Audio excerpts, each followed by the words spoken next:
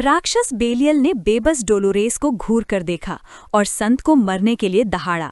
डर से जम गई डोलोरेस के चेहरे से आंसू बहने लगे, क्योंकि उसने अपनी किस्मत मान ली थी।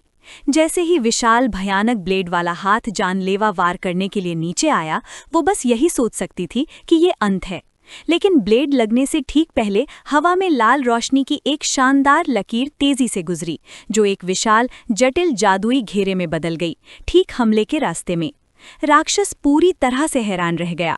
जादुई घेरा, जिसके केंद्र में एक बड़ी सरीसृप जैसी आंख थी, ने आसानी से शक्तिशाली वार को रोक दिया और घेरे से एक शांत प्राचीन आवाज निकली। बेलियल को नमस्कार करते हुए और ये कहते हुए कि बहुत समय हो गया है, इस अचानक हस्तक्षेप से हैरान होकर बेलियल हकलाया और पूछा कि किसने दखल दिया है। जादुई घेरा एक हैरान डोलोरेस के सामने सुरक्षात्मक रूप से मंडरा रहा था। पता चला कि ये राक्षस डेकोराबिया की शक्ति थी। बेलियल ने अविश्वास में नाम दोहराया। उसका चेहरा गुस्से से भर गया। उसने गुस्से में डेकोराबिया से सवाल किया, पूछा कि क्या वो विनाश के द्वार खोलने के अपने महान मिशन को भूल गया है। उसने उस पर नीचे इंसानों का साथ देने के लिए अपने ही लोगों को धोखा देने का आरोप लगाया। डेकोराबिया की आंख ने शांति से जवाब दिया, कहा कि धोखा गलत शब्द है। उसने समझाया कि वो शुरू से ही सच में किसी के पक्ष में नहीं था। उसने बस एक इंसान के साथ एक समझौता किया था और अब उसका मिशन उसके ठेकेदार के अनुरोधों का पालन करता है।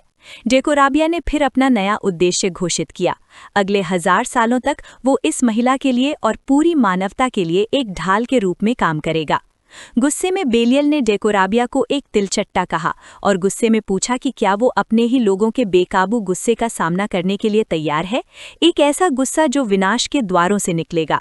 डेकोराबिया ने उसे नज़रअंदाज करते हुए कहा कि जब समय आएगा तो वे इसके बारे में चिंता कर सकते हैं। फिर उसने एक अजीब बात कही, ये देखते हुए कि जबकि उसकी अपनी शक्ति बेलियल की औरा बढ़ रहा था। भ्रमित होकर बेलियल ने पूछा कि इसका क्या मतलब है, लेकिन ये सवाल एक ध्यान भटकाने वाला था। इस मौके का फायदा उठाते हुए अब ठीक हो चुके 9th हाउंड राक्षस के पीछे हवा में कूदा और लाल ऊर्जा का एक शक्तिशाली वार किया, जो सीधे बेलियल की पीठ पर लगा। आसानी से उतरते हुए नाइट हाउंड ने सोचा कि उसका लक्ष्य दानव की गर्दन को सीधे काटना था, लेकिन वार इतना गहरा नहीं था कि काम पूरा हो सके। दानव बेलियल पूरी तरह से हैरान होकर मुड़ा और अपने सुनहरे नसों की क्षमता का इस्तेमाल करके सिक्कों के झुंड से अपनी पीठ पर लगे घाव को तेजी से ठीक किया। उसने सोचा कि 9th हाउंड इस हमले के बाद जिंदा कैसे हो सकता है, जिससे उसके अंदर के अंग पूरी तरह से नष्ट हो जाने चाहिए थे। 9th हाउंड मजबूती से खड़ा था, हालांकि वो साफ तौर पर घायल था और सीने से खून बह रहा था। उसके बचने का कारण उसका शैतानी खंजर बेल्जेबब था, जिसमें S रैंक की क्षमता इमॉर्टल बेसिलिस्क और A+ रैंक की साइलेंट हील थी। ये महसूस करते हुए कि उसका विरोधी कोई आम इंसान नहीं है, बेलियल ने माना कि ये लड़ाई आसान नहीं होगी। इस बीच डोलोरेस सुरक्षित थी, लेकिन डेकोराबिया द्वारा बनाए गए सुरक्षात्मक लाल जादुई घेरे के अंदर फंसी हुई थी। उसने अपनी जान बचाने के लिए उस प्राचीन दानव का धन्यवाद दिया, लेकिन तुरंत उससे गुहार लगाई कि वो बाधा हटा दे ताकि वो जाकर 9th हाउंड की मदद कर सके। डेकोराबिया ने साफ मना कर दिया। उसकी एक आंख सिकुड़ गई और उसने समझाया कि उसे केवल एक ही आदेश मिला था, संत को सुरक्षित रखने के लिए। वो इस आदेश से आगे अपनी मर्जी से कुछ नहीं कर सकता था, जिससे डोलोरेस को बहुत झटका और निराशा हुई। जैसे ही उसने सवाल करना शुरू किया कि ये अजीब प्राणी जो कहीं से भी प्रकट हुआ था, वो आखिर क्या था, उसे अचानक एक बात समझ में आई। उसे डेकोराबिया से 9th हाउंड का अपना माना निकलता हुआ महसूस हुआ। वो समझ गई कि ये सुरक्षा कवच दानव की अपनी पहल नहीं थी, ये 9th हाउंड खुद द्वारा उसकी सुरक्षा सुनिश्चित करने के लिए उठाया गया कदम था।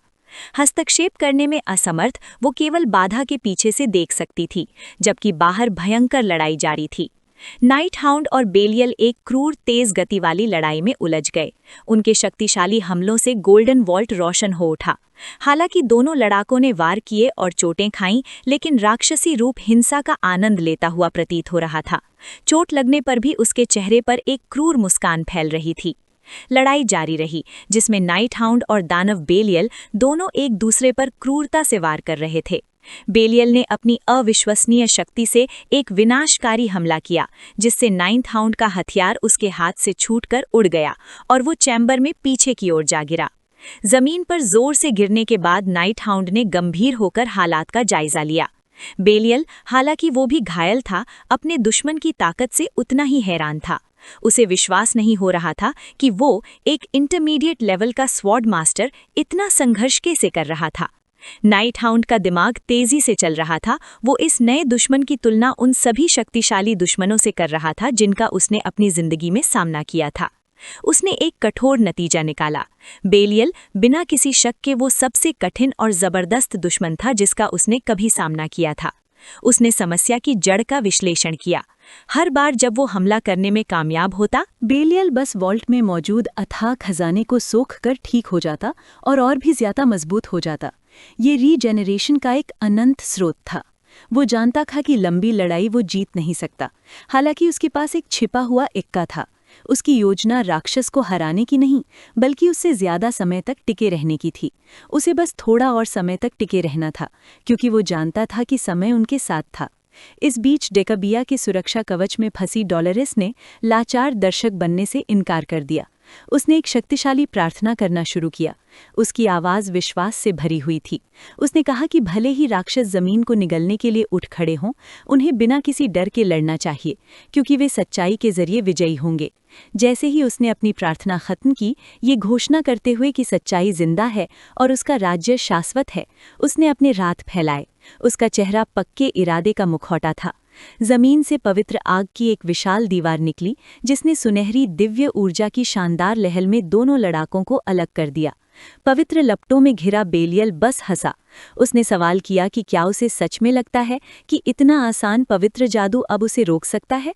एक ही शक्तिशाली दहाड़ के साथ राक्षस ने अपनी काली ऊर्जा छोड़ी, जिसने डॉलरिस के पवित्र कवच को पूरी तरह से तोड़ दिया। डॉलरिस उस झटके से पीछे गिर गई। ये देखकर हैरान थी कि उसकी पवित्र आग की दीवार इतनी आसानी से टूट गई थी। लेकिन उसका संकल्प नहीं डिगा। उसने फिर से जादू करने की तैयारी की, नई जोश के साथ अपनी प्रार्थना दोहराते हुए।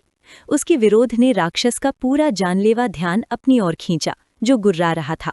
बेलियल ने मजाक में उसे संत कहा और दहाड़ा कि अगर वो पहले मरने के लिए इतनी उत्सुक है तो वो खुशी खुशी उसकी इच्छा पूरी कर देगा।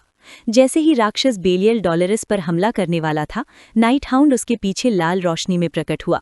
अपने खंजर के साथ तैयार होकर उसने घोषणा की कि वो बेलियल का असली प्रतिद्वंदी है। लेकिन राक्षस को कोई चिंता नहीं थी। उसके चेहरे पर एक क्रूर मुस्कान फैल गई, क्योंकि उसकी आंखें शानदार सुनहरी रोशनी से चमकने लगी। अचानक सिक्कों के पहाड़ों से सुनहरी सांप जैसी ऊर्जा की लताएं निकलीं, जो नाइट हाउंड की ओर बढ़ीं और उसके शरीर के चारों ओर लिपट गईं, उसे पूरी तरह से फंसा लिया। वो जादुई बंधनों से जूझ रहा था। आज़ाद होने की कोशिश में उसका शरीर ऐंठ रहा था। जब उसका दुश्मन बेअसर हो गया तो बेलियल ने एक बार फिर डॉलरिस पर ध्यान दिया। उसने एक विशाल भयानक हाथ उठाया और घमंड करने लगा। उसने संत से पूछा कि क्या वो दौलत की असली ताकत देख सकती है जिसे वो इतना बुरा और भ्रष्ट मानती थी। उसने ऐलान किया कि उसके तहखाने में नाइट हाउंड के हमले और उसका बचकाना पवित्र जादू दोनों पूरी तरह बेकार थे। और आखिर में उसने धमकी भरी नज़र से देखा। उसने उससे कहा कि वो अपने आखिरी पल उस दिन का पछतावा करते हुए बिताए जब उसने इंसानी लालच से पैदा हुई दौलत को लेने से मना कर दिया था। अपना आखिरी हमला करते हुए बेलियल आगे बढ़ा, नुकीले सुनहरे प्रोजेक्टाइल के तूफान से घिरा हुआ, अपने दुश्मनों को टुकड़े टुकड़े करने के लिए दहाड़ रहा था। सुनहरी मौत की बौछार डॉलरिस पर गिरी, जो अभी भी डेकाबिया के सुरक्षा घेरे में फंसी हुई थी। लेकिन एक चौंकाने वाले मोड़ पर जादुई घेरा टूटा नहीं, बल्कि वो सिकुड़ गया। डॉलरिस को कस कर गले लगा लिया, जैसे उसे असर से बचाने के लिए। प्रोजेक्टाइल बैरियर से टकराए और हालांकि डॉलरिस वार की जबरदस्त ताकत से घायल हो गई थी, लेकिन वो नहीं थी जिसे सीधा वार लगा था। उसकी आंखों से आंसू बह रहे थे। जब उसने ऊपर देखा, उसके कपड़े ताजे खून से सने हुए थे। ठीक उसके सामने खड़ा था जिसने अपने शरीर से उसे बचाया था। वो नाइट हाउंड था। सुनहरे प्रोजेक्टाइल ने उसे कई जगहों पर छेद कर दिया था, जिससे वो बुरी तरह घायल हो गया था। डॉलरिस सिर्फ पूरी तरह सदमे और अविश्वास में देख रही थी, उसका नाम हकलाते हुए। ये वीडियो का अंत है।